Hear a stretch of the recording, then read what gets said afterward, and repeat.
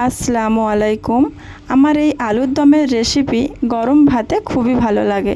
চলুন তাহলে দেখে নিই আমি আলুর দমটা কিভাবে বানাই। প্রথমে 4টে আলুকে আমি এইভাবে কেটে সিদ্ধ করে নিয়েছি।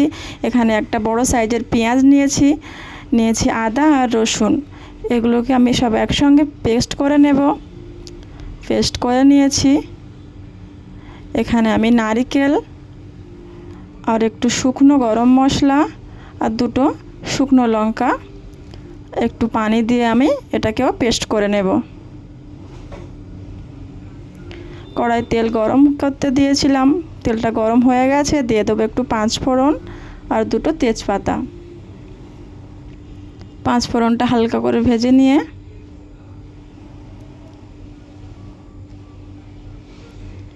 দিয়ে দেবো একটা মিডিয়াম সাইজের পেঁয়াজ কুচি। পেঁয়াজটা হালকা ব্রাউন করে ভেজে নেব। এখানে আমি আদা রসুন পেঁয়াজ বাটা দিয়ে দিলাম নারকেল আর গরম মশলার বাটা। এগুলোকে ভালো করে আমি নেড়ে চেড়ে একটু কষিয়ে নেব।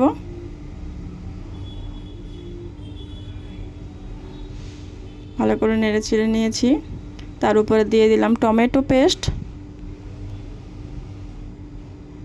দিয়ে দিলাম লবণ, লঙ্কা গুঁড়ো, হলুদ গুঁড়া,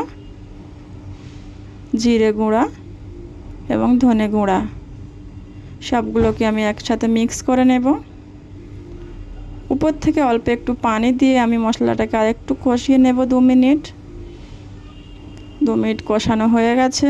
এবার ঢাকাটি খুললাম। দেখতেই পাচ্ছেন মশলাটা তেল ছেড়ে দিয়েছে।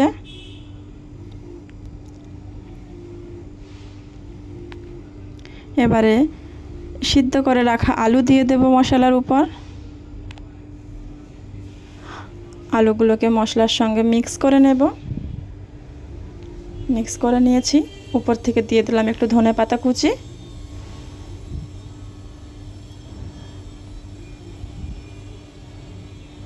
দিয়ে দিলাম সামান্য গরম পানি।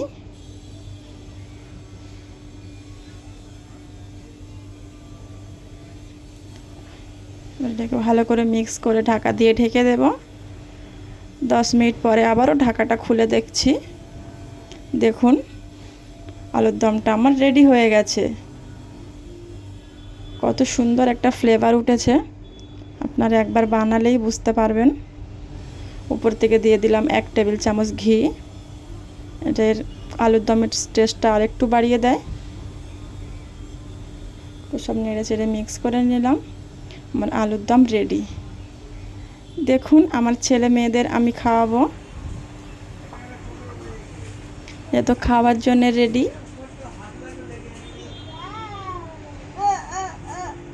মেয়েকে খাওয়ালাম।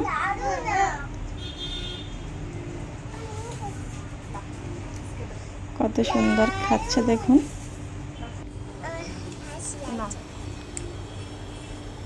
খেয়ে নাও আগে, তারপরে বলবে। ভালো লাগে লাইক দেবে। ধন্যবাদ।